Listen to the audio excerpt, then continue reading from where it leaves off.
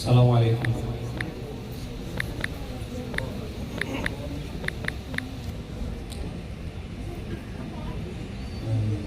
This is the third Eve of Muharram.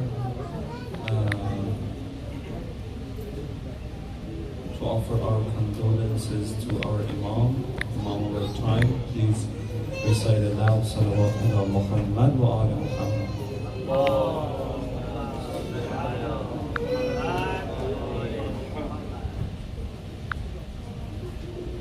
Please recite the second salawat louder ala Muhammad wa ala Muhammad.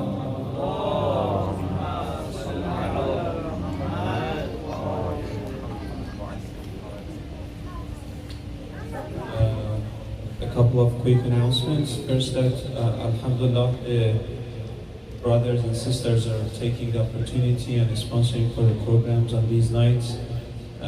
As I have said before, you can be the sponsor by letting us know. We have 3 slots of sponsorship for all of the programs on each of these nights, the nights of Muharram, and each slot on the normal nights is $250. On the weekend nights is $300, and for the last 2 nights, night of Al-Taswa and Ashura, is $350. So if you would like to take any of these slots, please let us know. Just a quick reminder, Aisha, can you please turn off the echo? Quick reminder is that you do not need to take one slot all by yourself. You can just share with any, if you think it's too much, but you still want to take this opportunity and be one of the sponsors of the program that is being held in this center for the sake of Imam Hussein. You can share with any of the other brothers and sisters, community members, other families that would like to be the sponsor of those nights.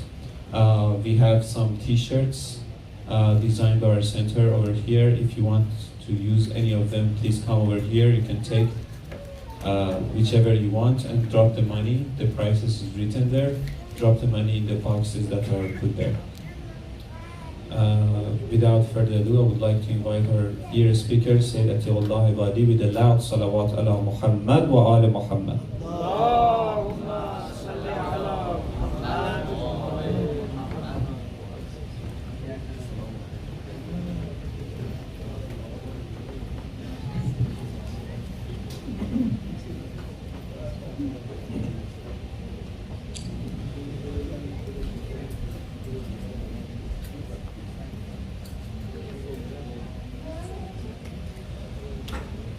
أعوذ بالله من الشيطان الرجيم بسم الله الرحمن الرحيم رب اشرح لي صدري ويسر لي أمري واحلل عقدة من لساني يفقه قولي الحمد لله رب العالمين والصلاة والسلام على سيدنا ونبينا ومولانا أبي القاسم محمد اللهم صل على محمد وآل محمد وعجل فرجه. والصلاة والسلام على أهل بيته الطيبين الطاهرين المعصومين. قال الله سبحانه وتعالى في كتابه أعوذ بالله من الشيطان الرجيم بسم الله الرحمن الرحيم يوم ندعو كل أناس بإمامهم. اجمعا صلوات. اللهم صل على محمد وآل محمد. Our discussion tonight will continue on the topic of imamat. And one thing that we must consider when we're discussing the topic of imamat, meaning the topic of divinely appointed leadership, is we must consider who is our audience when we are talking about the subject. Imamat is a concept that has a very broad audience. It is not just a concept for us to debate and discuss with other Muslims. So we as the followers of Ahlul Bayt alayhimus salam, we accept and believe in the concept of imamat. Some Muslims do not believe in the concept of imamat as we do. So we sometimes restrict ourselves to only discussing imamat with other Muslims who do not believe in imamat. Imam Ali alayhi salam was not an imam just because he was superior to the first three historical khulafa, meaning the first three who actually had temporal power. The first three companions who became the Khalifa before Imam Ali alayhi salam. Of course, Imam Ali alayhi salam was chosen by Allah to be the Prophet's successor, and he was the Imam whether he had temporal power or not. So when we mention the other khulafa, we call them the historical khulafa, those who historically actually had temporal power on this earth. So, Imam Ali alayhi salam is not an imam just because he is superior to them, but we say that except for the Prophet Muhammad sallallahu alayhi wa alihi wasallam, Imam Ali alayhi salam is superior to any leader who ever lived and any leader who ever will live in the future. This is the status of Imam Ali alayhi salam. So in propagating imamat, we should not only restrict ourselves to other Muslims. Imamat is a belief and a concept which is for the entire world. Just as Ibrahim alayhi salam was appointed as an imam for all of mankind. Allah says to him, Inni ja'iluka linnasi imaman. He doesn't say that we make you an imam just to the believers or to a certain tribe or to a certain nation or just to your family. Linnas, to all of mankind. So we have to make sure that we understand this. Allah subhanahu wa ta'ala is the Lord and God of all people. Prophet Muhammad sallallahu alayhi wa alihi wa sallam is the prophet and messenger for all people. The Quran is the book and revelation for all people, correct? Allah says, Shahru Ramadan, alladhi unzila fihi al-Quran, that the month of Ramadan is the month in which the Holy Quran was revealed. And then he says, Hudal linnas, this is a guidance for all of mankind. So Allah is for all people, the Prophet is for all people, the Quran is for all people. Likewise, Imam Ali alayhi salam and the Imams of Ahlul Bayt alayhim was salam are the Imams, the divinely appointed leaders for all of mankind. So just as we declare the obligation to believe in the Prophet sallallahu alayhi wa alihi wasallam, we must declare to the world the obligation to believe in Imam Ali alayhi salam.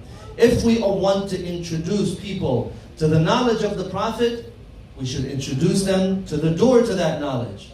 As it has been unanimously narrated that the Prophet sallallahu alayhi wa alihi wasallam said about Imam Ali alayhi salam, he said, I am the city of knowledge and Ali is its door. Therefore, if we want to go to the city of knowledge, we have to enter through the door, which is Imam Ali alayhi salam.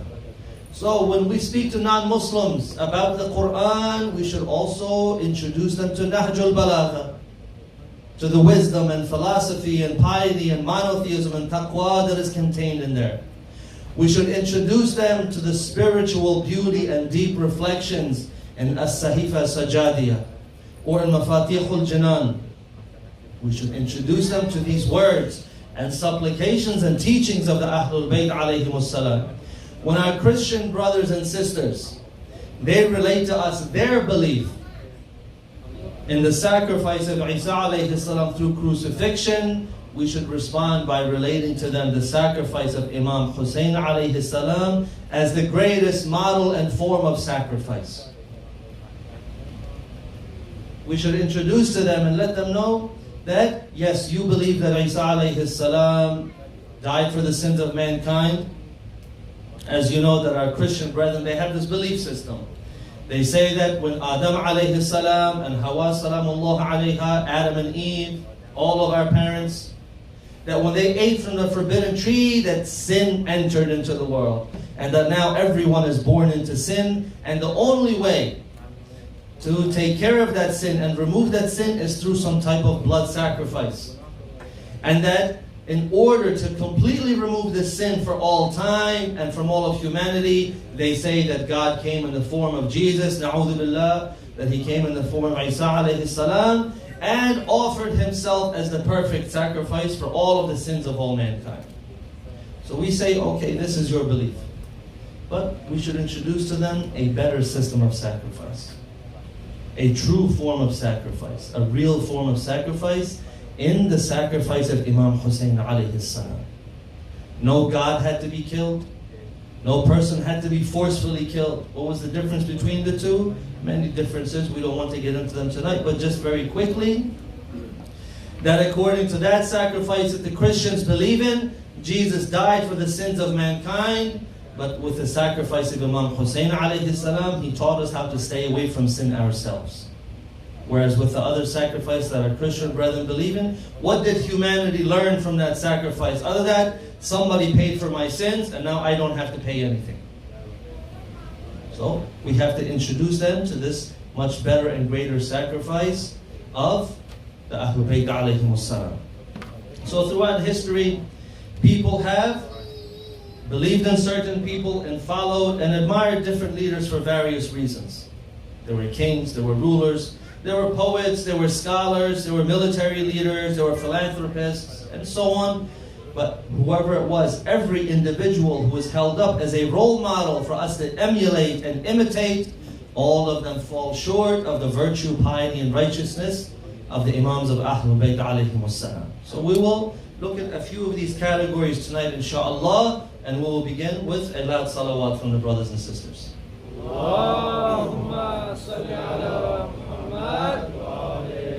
One category we can compare in order to introduce the Imams of Ahlul Bayt to the world community is to show the difference between the Ahlul Bayt alayhimus salam and the way that the prophets are introduced in the Bible. Now we're not saying that prophets are bad. What we are saying is that there is a slight problem with the way that the prophets are introduced in the Bible. The Old Testament of the Bible recounts the stories of many prophets of God, and we as Muslims, we believe in many of these same prophets.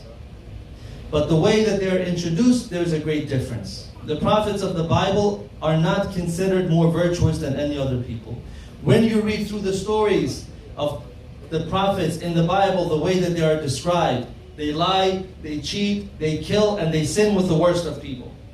Some sins which are not proper to repeat from this minbar. This is how heinous and evil some of these crimes are. Some of these sins are.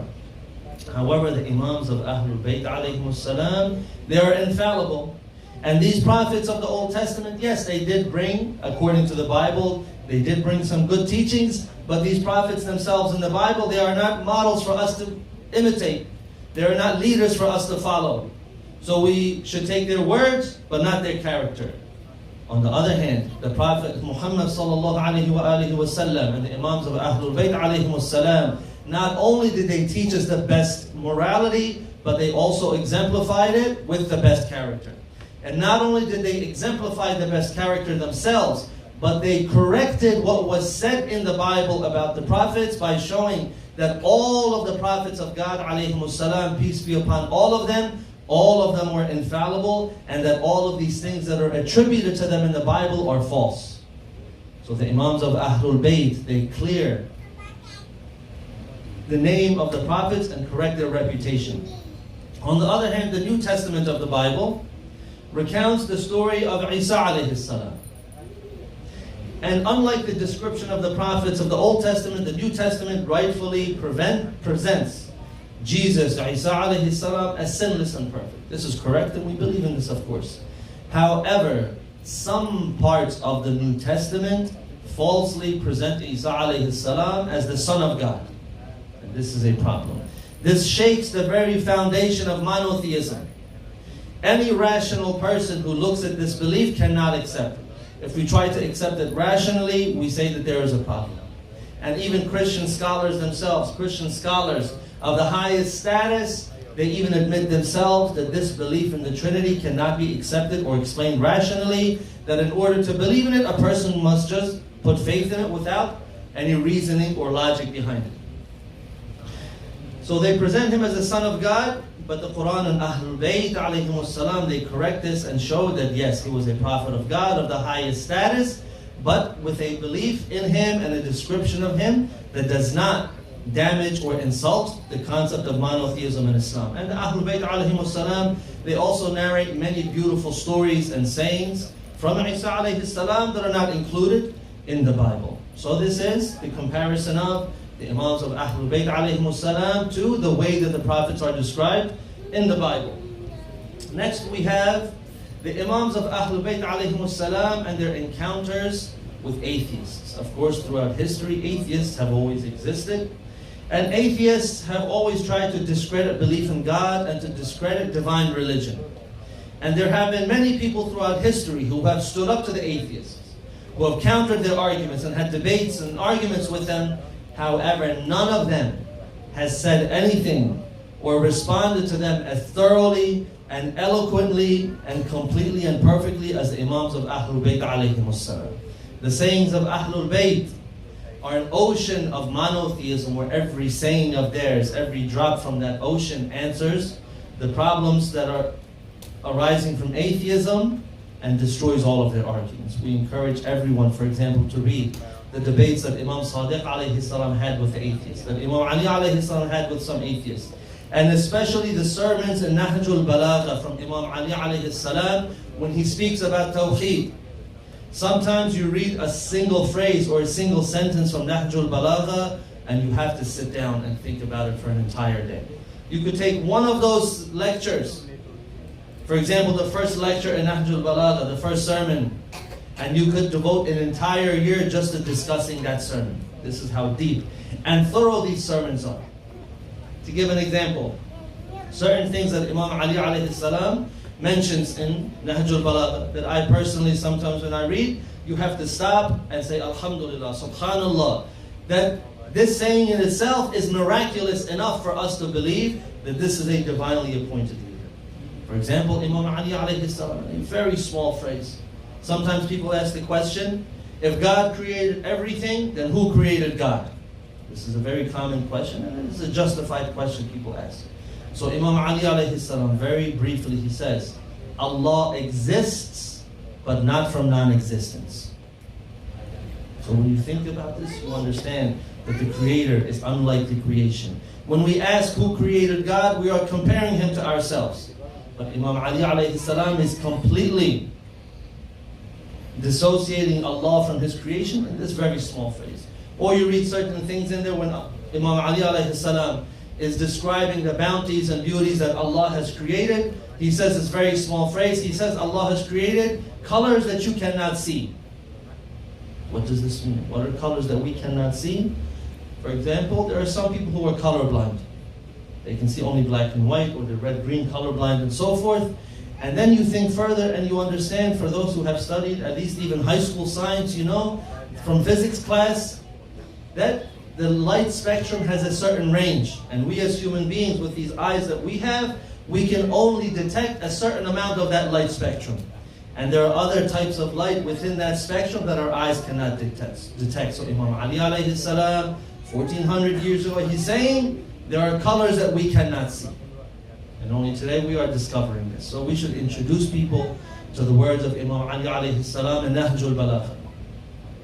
Then there have been rulers and kings and presidents and prime ministers throughout history that people look up to and they admire as great leaders.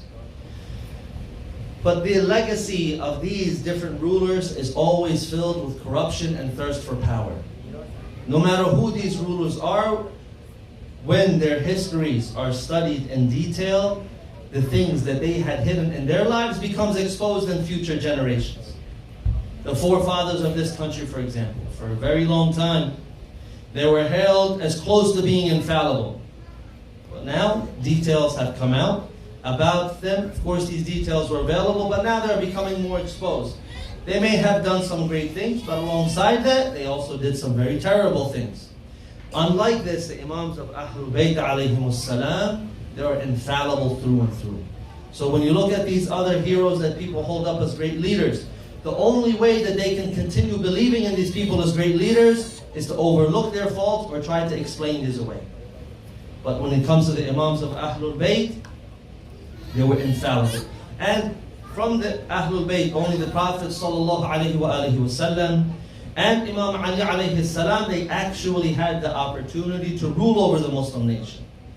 And when they had that short time of rule, they ruled with justice and they never fell into the slightest corruption.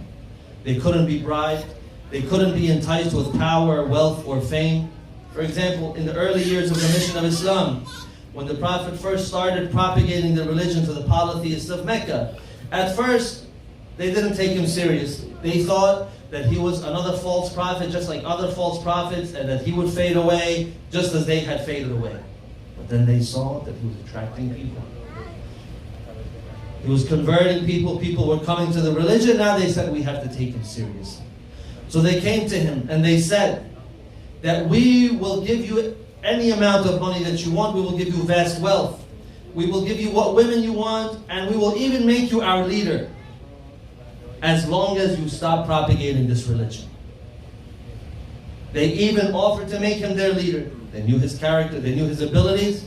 Why would they not want him as their leader as long as he stopped propagating Islam? But he said no. They never abused their power, and they never abused their authority. They were infallible, so therefore they could never be blackmailed. They never used the public treasury for themselves, or they never abused the public treasury for their families. For example, during the time when Imam Ali alayhi salam was actually able to govern the Muslim nation, he was in control of the public treasury. So one day, while he was dividing the money from the public treasury to go where it should rightfully go, his own brother comes to him and asks for some money from that public treasury, something that he does not deserve. Now his brother was blind, and there was a fire next to him. Imam Ali alayhi salam didn't say anything. He took a rod and he put it in the fire, and he waited for this fire to become hot. Then he took this rod and put it next to his brother's hand. And as soon as he felt the heat from that rod, he pulled his hand away quickly. Imam Ali alayhi salam said to him, if you cannot withstand the heat of this fire from this hot burning rod, how can I withstand the fire of hell? Meaning from giving you this amount of money unjustly. This is the character of Imam Ali alayhi salam as a leader. Which leader today, when they're in control of the public treasury, is going to be this just cent for cent with the money? We see the nepotism, we see the abuse of the money that is going on. So they never abuse their authority. And we see that there were also, in the history of mankind, great military leaders. And not just great military leaders, but also great warriors and fighters. People hold up as great examples of strength and courage. But the Imams of Ahlul Bayt alayhimus salam, they were completely different. These leaders and these military heroes, they did what they did in order to gain power and in order to gain territory. But this was not the purpose of the Ahlul Bayt. Imam Hussein alayhi salam, when he started his mission against Yazid, he clearly at the beginning he explained that I am not rising up for anything political or for money or for fame. The only reason that I am rising is to enjoin the good, to forbid the evil, and to establish the way of my grandfather Muhammad sallallahu alayhi wa alihi wa sallam, and the way of my father Ali ibn Abi Talib alayhi salam. So this was the reason that he rose up. We see that in Nahjul Balagha there is also a treasure of knowledge left from Imam Ali alayhi salam in the letters that he wrote. And one letter in particular that he wrote to his companion Malik ibn Ashtab, who he had sent to be the governor of Egypt. So he sent this letter to him in order to explain to him how you should govern, and the justice and wisdom that is contained in this letter. If the nations of this world adopted this letter in their constitutions, and the leaders of the world were held to its standards, in a very short time this earth would become a paradise. So we'll read some of these words just to get a glimpse of what Imam Ali alayhi salam has said. And no work on political theory can match the justice that is established in this letter. Imam Ali alayhi salam, he writes, he says to Malik Ashtar, habituate your heart to mercy for the subjects and to affection and kindness for them. Do not stand over them like greedy beasts who feel it is enough to devour them, since the people are of two kinds, either your brother in religion or one like you in creation. They will commit mistakes and they will encounter slips. They may act wrongly, willfully, or by neglect. So extend to them your forgiveness and pardon in the same way as you would like Allah to extend His forgiveness and pardon to you, because you are over them and your responsible commander, meaning himself, is over you, and Allah is over the one who has appointed you. He continues, beware of comparing yourself to Allah and His greatness, or likening yourself to Him and His power, because Allah humiliates every claimant of power and disgraces everyone who is ignorant. Do justice for Allah and do justice towards the people as against yourself, your near ones, and those of your subjects for whom you have a liking. Because if you do not do this, you will be an oppressor. And when a person oppresses the creatures of Allah, then instead of his creatures, Allah becomes his enemy. And when Allah is the opponent of a person, he tramples his plea. And he will remain in the position of being at war with Allah until he gives it up and repents. Nothing is more inducive of the reversal of Allah's bounty or for the hastening of His retribution than continuing in oppression. Because Allah hears the prayer of the oppressors and He is always on the lookout. He hears the prayers of the oppressed and He is always on the lookout for the oppressors. The way most coveted and wanted, desired by you should be that which is the most equitable for the right, the most universal by way of justice, and the most comprehensive with regard to the agreement among those under you. Because the agreement of the common people sweeps away the arguments of the chiefs. This is very important. Which leader says, listen to what the people say and not to what the people in power say. He continues, the disagreement of the chiefs can be disregarded. It can be avoided when compared with the agreement of the common people.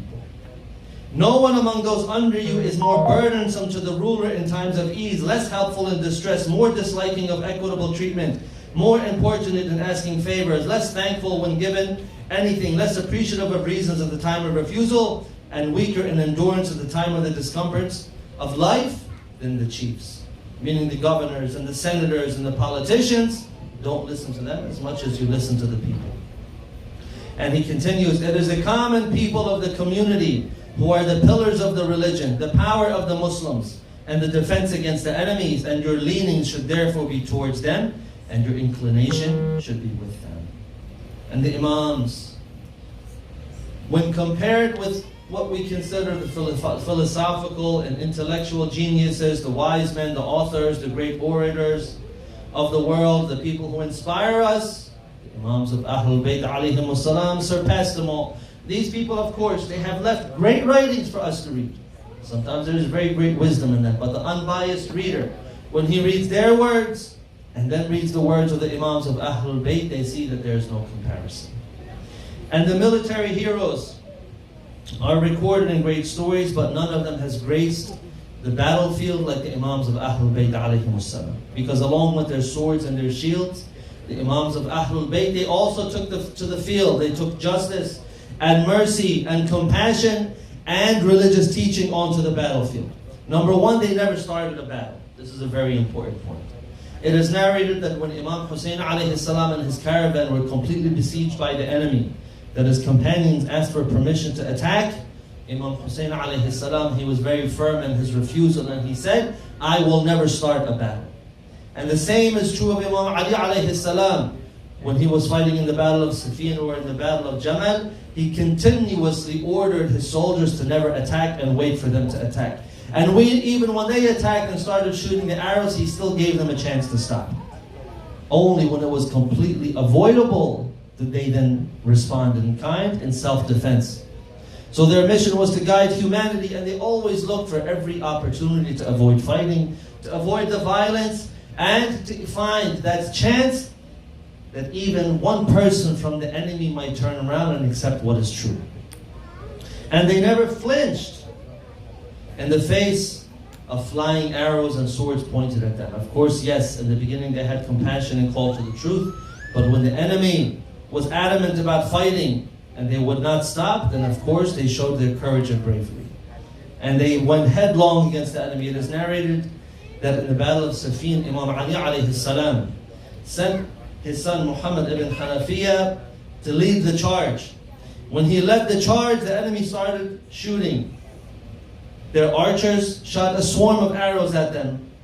Muhammad ibn Hanafiya, he turned back. Imam Ali alayhi salam, he reprimanded him. He took the standard of battle and he went forth and ran through that shower of arrows and broke the front lines. He came back to Muhammad ibn Hanafiya, his son, who was also very brave and a scholar and a righteous person, but he came back and said, this is how you do battle. In Karbala, Imam Hussein alayhi salam, he never stopped calling the enemy to righteousness. Even when his family, his companions, his sons and his nephews were killed, he was still calling the enemy back towards the truth. So this is the character that they had. And when they actually fought the enemy and killed them, it was only because every single one of those people was deserving of that execution. It is narrated that Malik Ashtar in one of the battles with Imam Ali alayhi salam, in the battle of Siffin, he said to Imam Ali alayhi salam, look at how many people that I have killed in this battle in the way of Allah. Imam Ali alayhi salam responded to him and said, explaining the difference between Malik Ashtar, of course he's a great hero, but the difference between a great hero like Malik Ashtar and a divinely appointed leader and Imam.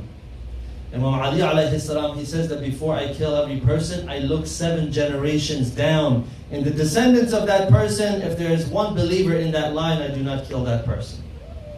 This is the wisdom of the Imam, that he is looking to establish the truth and the religion of Allah.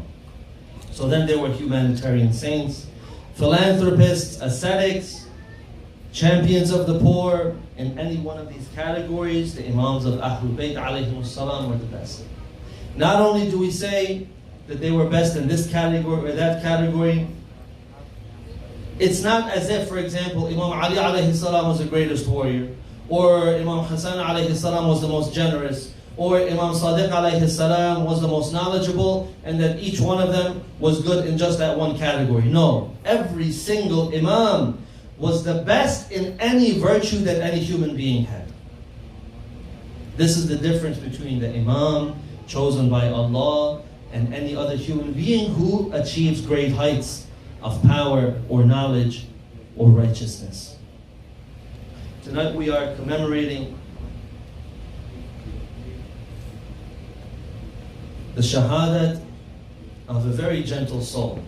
And before that, we would like to relate a story. There was a scholar, Marhum Hajj Mirza Ali Muhaddith Zada, who was the son of Sheikh Abbas Qumi. And this Mirza Ali Muhaddith Zada, he was a great scholar and speaker in Tehran. And he tells a story himself, that once he became very ill, and he became so ill that he had to go and visit the doctor. So when he went and visited the doctor, after they examined him, the doctor told him that your illness is so severe that the fibers in your throat have become damaged. And the doctor advised him that you have to rest for a few months, and during these few months you will not be able to speak.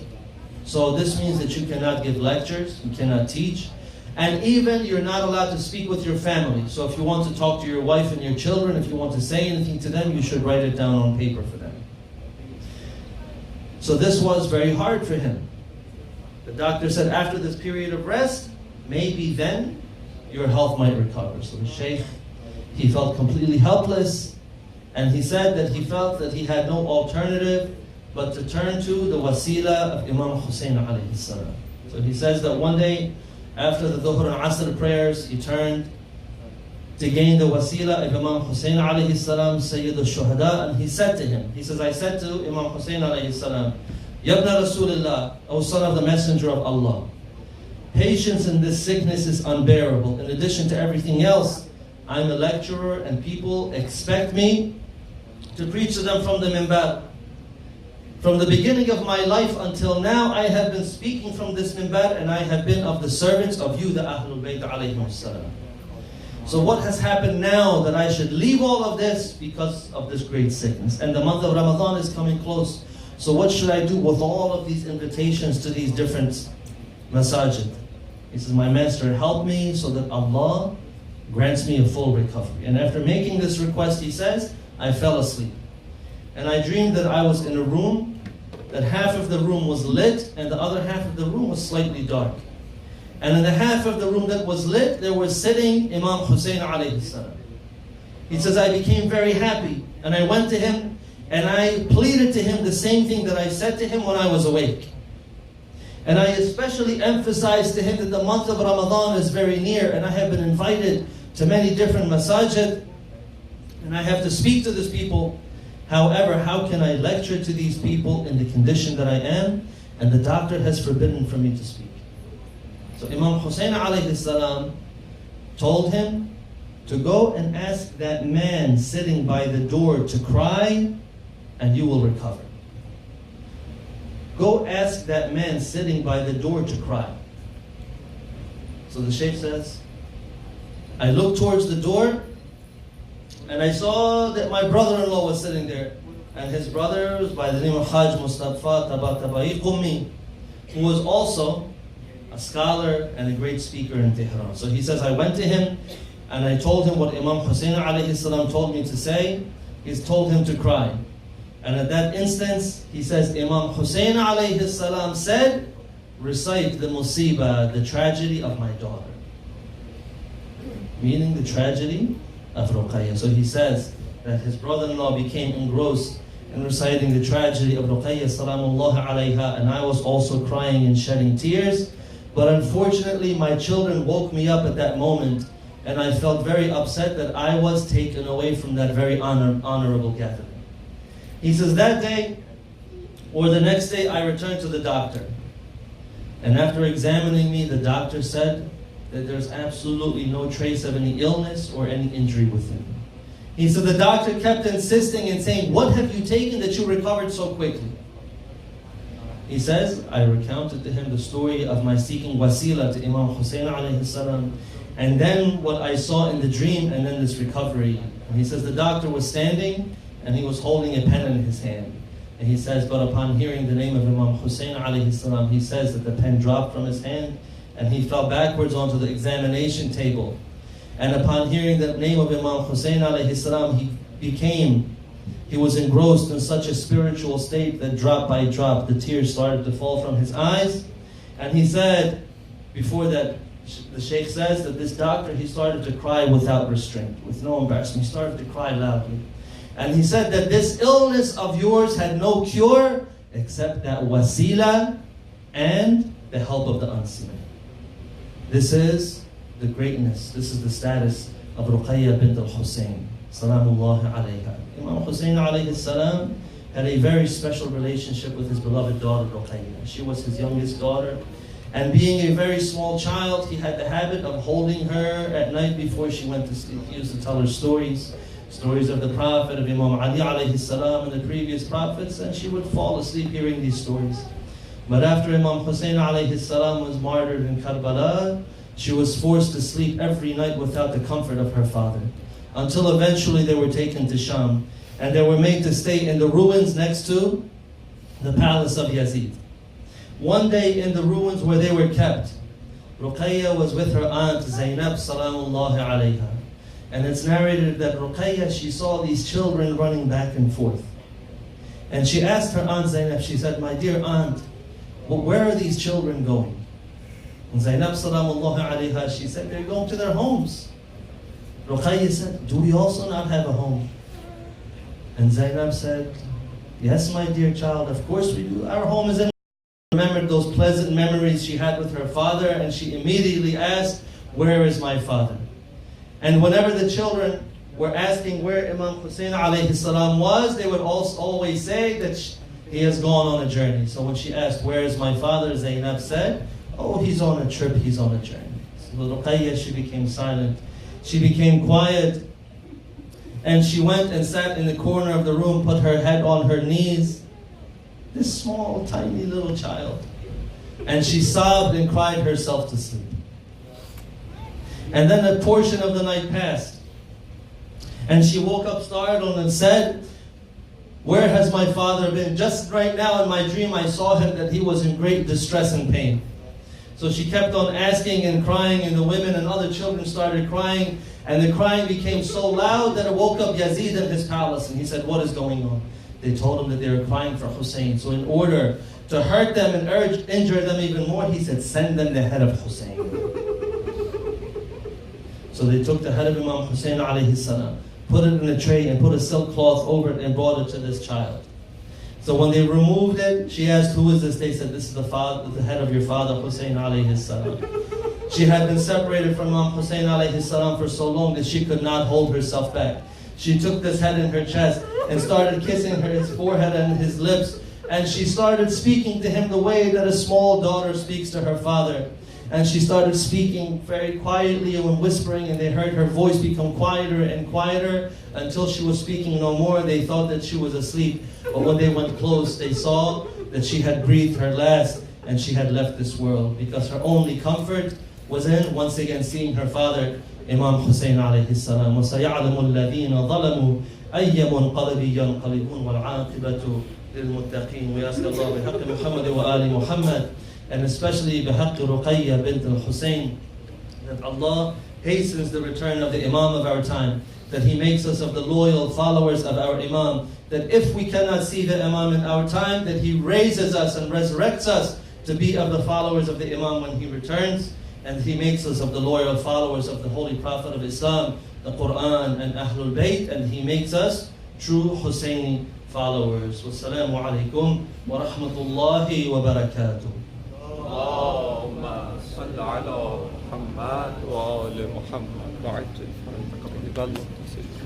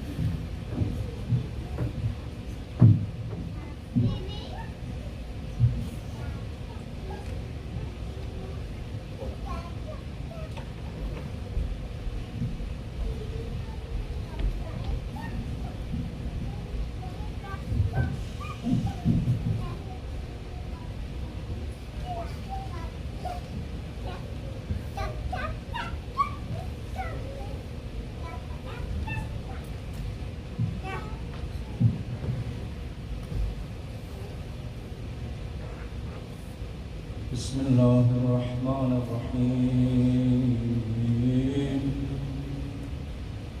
اللهم كن لوليك وجددنا الحسين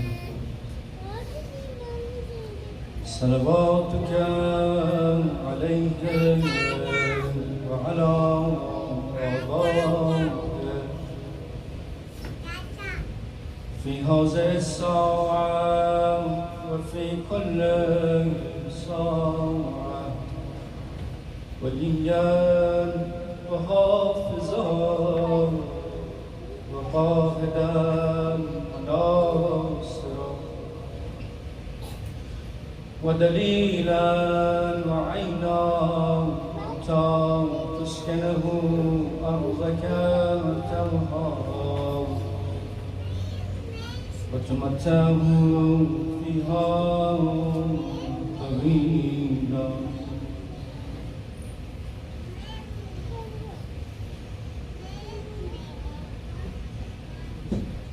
إنسان شاب يتيمان سرزدی طاهر قدسی به ویران سرزدی قول دادی بهر من آبادی از سفر سوقات ناباری صورت از خون خساب آورده‌ای پس چرا خون جای آب آورده‌ای جان بابا از رخت شرمندم، تو سرت از تن جدا، من زندم. ای به قربان سر نورانیم، تا نبینم زخم بر پیشانیم.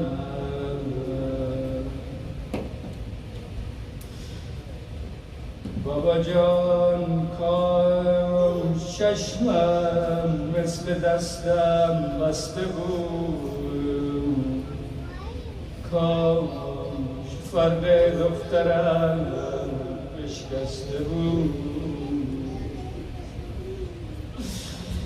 بابا جان زخما بر صورت خوبت زدن، یوسف زهرا کجا چوبت زدن. دلها را ببریم خرابه شام، برای دختر 3 ساله ابا عبدالله گریه کنیم، به یاد آن لحظه ای که از خواب بیدار شد. ای بهانه بابا گریه، به اطراف خرابه نگاه کرد، دید خبری نیست، خود را به همه رسانید، صدا زد عمه، الان سرم روی دامن بابایم بود، مرا نوازش میکرد، بابایم کجا رفت. هرچی کردن این دختر 3 ساله رو آروم کنن نشد. دل سنگ آب شد از گریه تو، گریه مکن. همه بیتاب شدن از گریه تو، گریه مکن. کجای عالم رسم است برای طفل 3 ساله‌ای که بهونه بابا میگیرد سر بریده بابا جو بیارد. سر بابا اجرا آوردن، خیره خیره نگاه کرد، سر بابا رو بغل گرفت، صدا زد بابا جونم که رگهای گلوی تو بریده بابا، که محسن تو به خون سرت خساب کرده. این ناله زد گریه کرد، یک وقت هم دیدن آروم گرفت. زینب فرمود آروم باشید، رقیه دوباره به خواب رفته، بگذارید مقدار استراحت کنه. اما وقتی نزدیک اومد دید سر یک طرف، رقیه یک طرف. صدا زد رقیه جون، دی جواب نمیدهد. یک وقت هم نگاه کردید رقیه جون داده. امه جانم، امه جانم، بر تو امشب مهمانم. میروم در نزد بابا، همه امشب ناگهانم. من ز جان خود کسیرم، هم یتیمم هم اسیرم. می کند دشمن شماهد، من دیگر بابا ندارم. اللهم انك وجيعا بالحسين عليه السلام، في الدنيا والآخرة.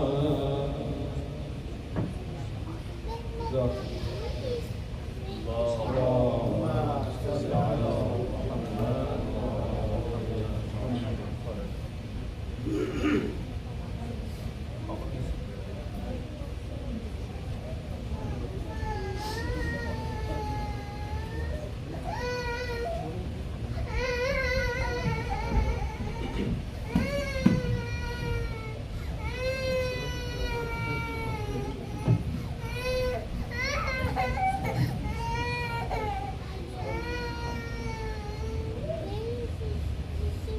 برادر عزیز لطفاً جلو فرمایید برای سینه.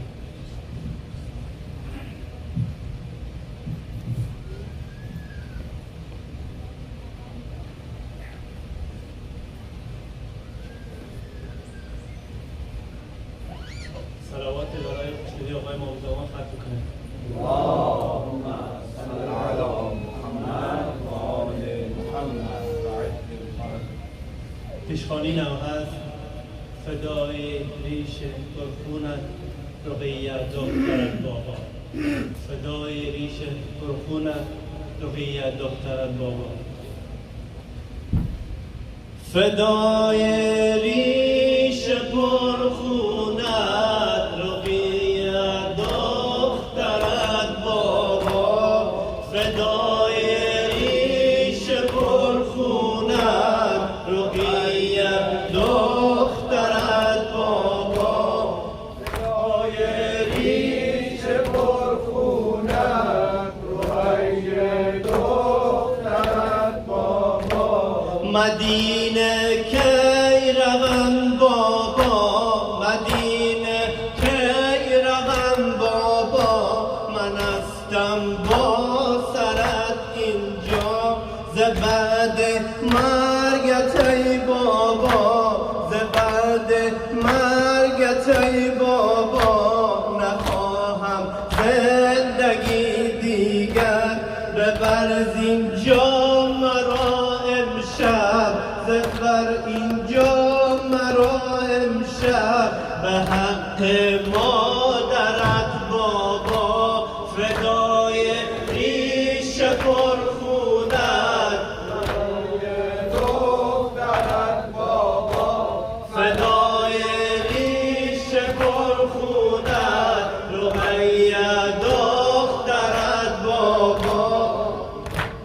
ببین بر عمم زینب. ببین بر عمم زینب. قدش از غم کمان گشته. از این صحرا به آن صحرا. از این صحرا به آن صحرا. به پشت کودکان گشته. فدای ریش پرخونت رقیه دخترت بابا. فدای ریش پرخونت رقیه دخترت بابا. چو می‌بیند که طفلانت. چو می‌بیند که طفلانت به بند ریسمان گشته. چرا این ظلم پدر آخر. چرا این ظلم پدر آخر شود بر خواهرت بابا. فدای ریش پرخونت. فدای ریش پرخونت رقیه دخترت بابا. به زین العابدین بنگر. به زین العابدین بنگر که غل در گردن و بیمار ز بعد توست ای بابا. ز بعد توست ای بابا. به جمع بی کسان سالار. فدای ریش پرخونت. ریش پرخونت این مثل آخر یه بار تکرار بکنیم. ریش پرخونت رقیه دخترت بابا. به زین العابدین بنگر، به زین العابدین بنگر که گل در گردن و بیمار به بعد توست ای بابا، به بعد توست ای بابا، به جمع بی کسان سالار فدای ریش پرخونت، رقیه دخترت بابا. برای سلامتی همگیتون صلوات بلند خواهد.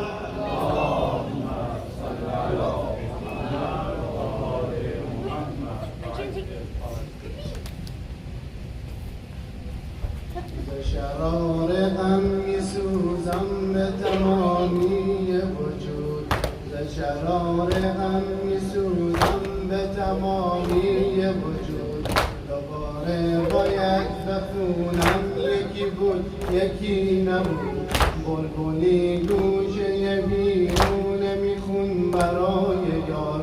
بعد مدت ها کنار بابا گرفته قرار، رنج سفر رو برای یار داره میگه، از همه بچه ها و همه داره حرف میزنه، از همه بچه ها و همه داره حرف میزنه.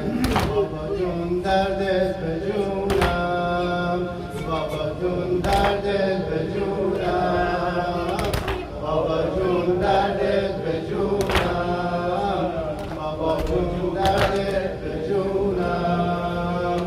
بابا جون خوش اومدی، بابا جون خوش اومدی به منزل فقیرونه، بابا جون خوش اومدی به منزل فقیرونه. بیا بنشین بشنو درد دل یتیمونه، بابا جون خوش اومدی قربون خاک قدمت، بابا جون خوش اومدی قربون خاک قدمت. به خدا دلم میسوخت رفتی سفر ندیدمت، وقتی رفتی دشمنا آتش زدن به خیمه ها، برا خاطر چی میزدن کتک به بچه ها. بابا جون بین همه، بابا جون بین همه عممونو خیلی زدن، بابا جون بین همه عممونو خیلی زدن. بابا جون منو ببین به صورتم سیلی زدن، بابا جون منو ببین به صورتم سیلی زدن. بابا جون دردت به جونم، بابا جون دردت به جونم، بابا جون دردت به جونم، بابا جون دردت به جونم. هر کی صورتم رو دیده میگه چون زهرا شده، هر کی صورتم رو دیده میگه چون زهرا شده. صورت مادر تو آخه مگه چطور شده؟ بابا جون داداش علی رو به کجا بردی بابا؟ بابا جون داداش علی رو به کجا بردی بابا؟ بچه ها میگن اونو پیش خدا بردی بابا، بچه ها میگن اونو پیش خدا بردی بابا. بابا جون بهم بگو بر سر تو چی اومده، بابا جون بهم بگو بر سر تو چی اومده. داداشم علی اکبر برا چی اومده، داداشم علی اکبر برا چی اومده. بابا جون دردت به جونم، بابا جون دردت به جونم، بابا جون دردت به جونم، بابا جون دردت به جونم. من نمیفهمم بابا، من نمیفهمم بابا، بعضیا با هم چی میگن، هم به من میگن یتیم بابا، یتیم مکی میگن. مگه هر کی که باباش رفته سفر یتیم میشه، یا یتیم کنه که تو خرابه این مقیم میشه، اینجا با زخم زبون، اینجا با زخم زمان آتیش به دلها میزنن، اینجا رسمشون بده بچه یتیمو میزنن. بابا جون دردت به جونم، بابا جون دردت به جونم، بابا جون دردت به جونم، بابا جون دردت به جونم، بابا جون دردت به جونم، بابا جون دردت به جونم، بابا جون دردت به جونم، بابا جون دردت به جونم. از چه شد گیسویت رنگ خاکستری؟ از چه شد گیسویت رنگ خاکستری؟ من شکسته دل و تو شکسته سری. من شکسته دل و تو شکسته سری. ابتا یا حسین، ابتا یا حسین، ابتا یا حسین، ابتا یا حسین.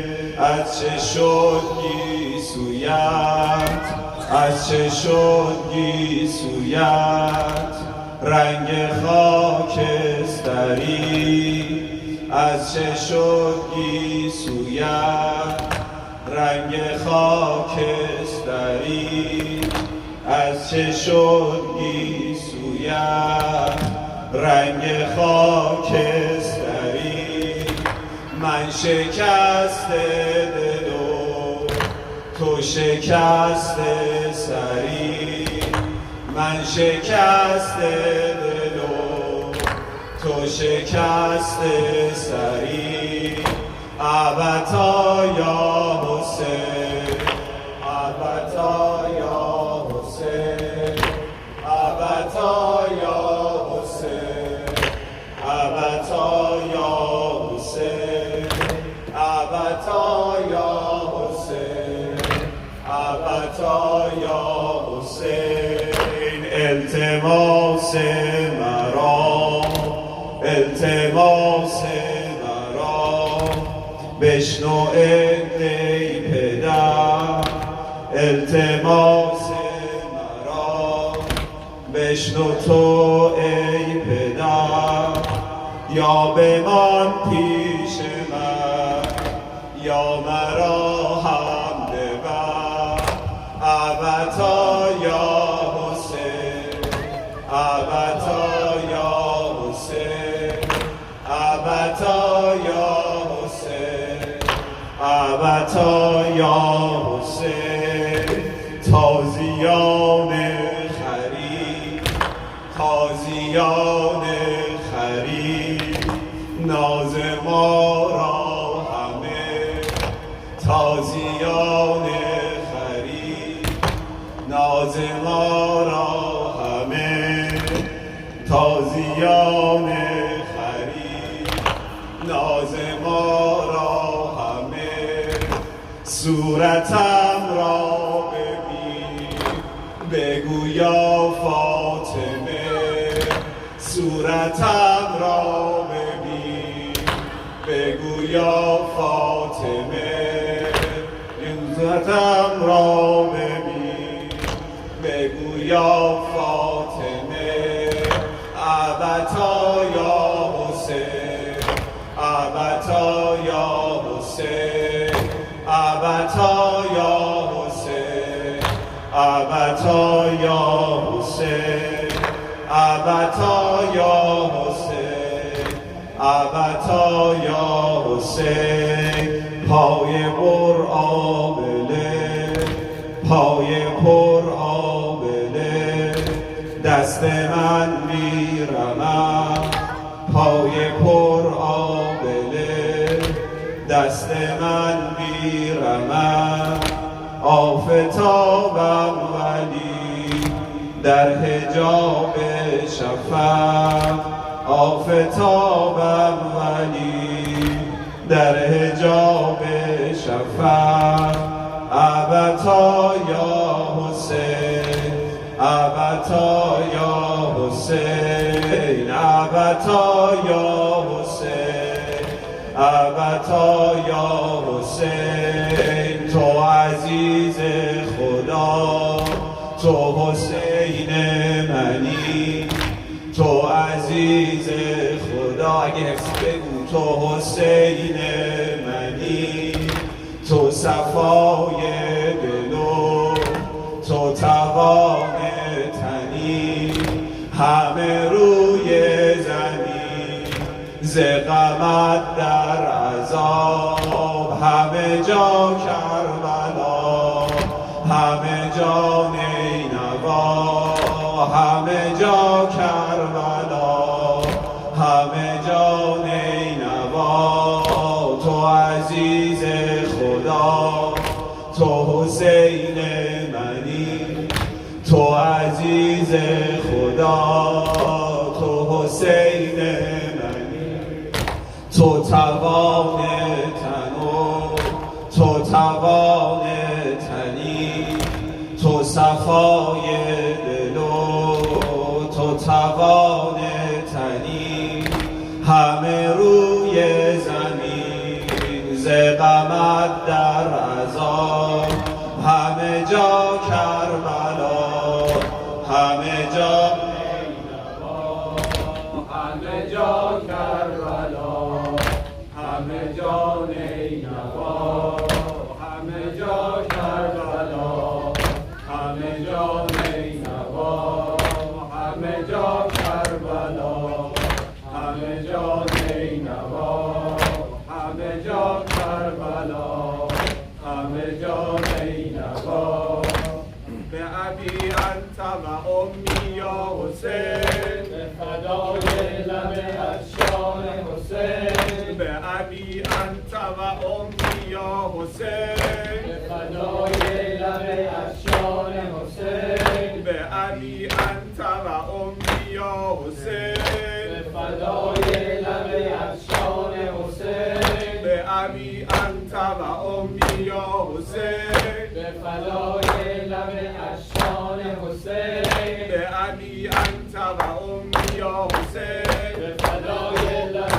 اشیان حسین به ابی انت و امی یا حسین به فدای لب اشیان حسین به ابی انت و امی یا حسین به فدای لب اشیان حسین به ابی انت و امی یا حسین به فدای لب اشیان حسین یا حضرت زهرا صدیقه کبرا یا حضرت زهرا صدیقه کبرا یا حضرت زهرا صدیقه کبرا یا حضرت زهرا صدیقه کبرا یا حضرت زهرا صدیقه کبرا حسن حسین ابوالفضل حسن حسین ابوالفضل حسن حسین ابوالفضل حسن حسین ابوالفضل حسن حسین ابوالفضل حسن یا حجت الله بقیت الله یا حجت الله بقیت الله شیعیان مهدی زهرا برس بدار شیعیان مهدی زهرا یا حجت الله بقیت الله یا حجت الله بقیت الله از این غم و از این عذاب از این غم و از این عذاب اللهم صل على محمد وآل محمد السلام عليك يا رسول الله يا حبيب الله السلام عليك يا أمير المؤمنين السلام عليك يا فاطمة الزهراء السلام عليك يا حسن بن علي السلام عليك يا حسين بن علي. السلام على الحسين وعلى علي بن الحسين وعلى أولاد الحسين وعلى أصحاب الحسين وتسعة المعصومين من ذرية الحسين عليه السلام. السلام عليك يا علي بن الحسين. السلام عليك يا محمد بن علي. السلام عليك يا جعفر بن محمد. السلام عليك يا موسى بن جعفر. السلام عليك يا علي بن موسى. السلام عليك يا محمد بن علي. السلام عليك يا علي بن محمد. السلام عليك يا حسن بن علي العسكري. السلام عليك يا صاحب الزمان يا شريك القرآن يا غادي البرهان يا خليفة الرحمن يا إمام الإنس والجان. السلام عليك وعلى آبائك الطيبين الطاهرين جميعا ورحمة الله وبركاته. جهت خوشنودی اموات مؤمنین مسلمین اموات جماعت رضا پایان عبدالحسن هدایت پور و حاج محمد علم و آقای یحیایی مرحوم خدا رحمت کنه که به تازگی مرحوم شدن و خانم مقصدی لمنظر الفاتحه مع الاخلاص و الصلوات. اللهم صل علی محمد. بسم الله الرحمن الرحیم. الحمد لله رب العالمین الرحمن الرحیم مالک یوم الدین ایاک نعبد و ایاک نستعین اهدنا الصراط المستقیم صراط الذین انعمت علیهم غیر المغضوب علیهم ولا الضالین. بسم الله الرحمن الرحیم. قل هو الله احد الله الصمد لم یلد ولم یولد ولم یکن له کفوا احد.